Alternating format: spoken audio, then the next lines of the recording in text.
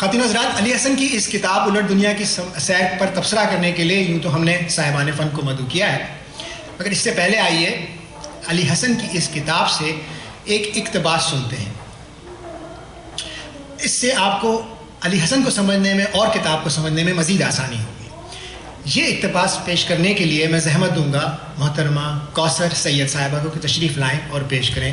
محترمہ کوثر سید۔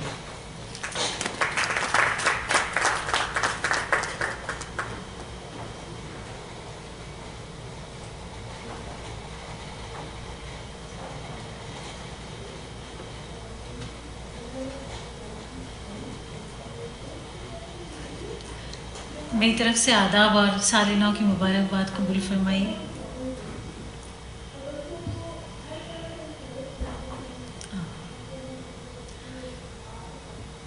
Los Angeles ہوائی اڈے کا انٹرنیشنل ٹرمینل میری زندگی میں ایک خاص اہمیت رکھتا ہے۔ چند دہائیوں پہلے جب میں نے بہت سوچ سمجھ کر یہ فیصلہ کیا تھا کہ میں کس قسم کی زندگی گزارنا چاہوں گا اور کیسے مرنا چاہوں گا، تو میں اسی ٹرمینل سے ایک یک طرفہ ٹکٹ کے ذریعے ایک لمبے سفر پہ روانہ ہوا تھا۔ وہ ایسا سفر تھا جس میں جانے کی تاریخ کا تو تعین تھا، سفر ختم کرنے کی تاریخ کا کوئی دن مقرر نہ تھا۔ خیال تھا کہ جس روز جیب میں رقم ختم ہو جائے گی اس روز سفر بھی ختم ہوگا اور گھر واپسی ہوگی۔ اس وقت محترم ٹام بریڈلی صاحب لاس اینجلس کے ناظم تھے اور ورجن اٹلانٹک ایئر لائن نئی شروع ہوئی تھی۔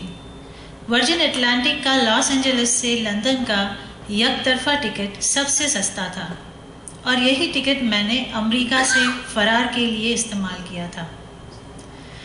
میں نے زندگی گزارنے کے متعلق کیا فیصلہ کیا تھا؟ اس فیصلے کا تعلق ایک خاص سوچ سے ہے۔ یہ خیال ہے کہ زندگی ایک رولر کوسٹر کی طرح ہے۔ رولر کوسٹر کا مزہ لینے کے لیے اس سواری کی کچھ تیاری کرنی ہوتی ہے۔ رولر کوسٹر کی نشست میں بیٹھ کر آپ پیٹی کستے ہیں اور ایک لوہے کی روپ آپ کے سامنے اتاری جاتی ہے تاکہ آپ اس تفریحی سواری کے دوران محفوظ رہیں۔ زندگی جس رولر کوسٹر کا نام ہے اس میں سواری کے دوران حفاظتی تراکیب کرنے کے لیے کوئی الگ سے وقت نہیں دیا جاتا۔ آپ کی پیدائش سے اس رولر کوسٹر کی سواری شروع ہو چکی ہے۔ اس سواری کے دوران ہی حفاظتی تراکیب بھی کرنی ہے اور سواری سے لطف اندوز بھی ہونا ہے۔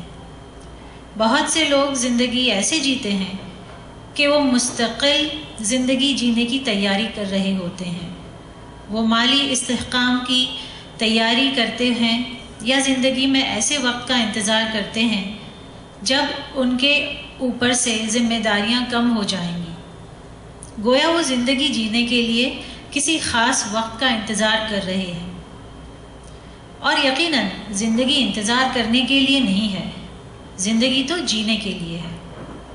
وہ لوگ جو مستقل زندگی کی تیاری میں جوجھے ہوتے ہیں، انہیں دیکھ کر رولر کوسٹر کے ایک ایسے مسافر کا خیال آتا ہے جو رولر کوسٹر کی سواری کا سارا وقت پیٹی کسنے میں گزار دے۔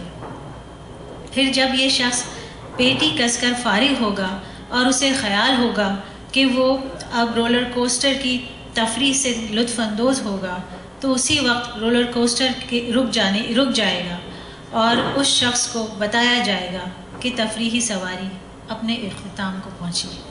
شکریہ۔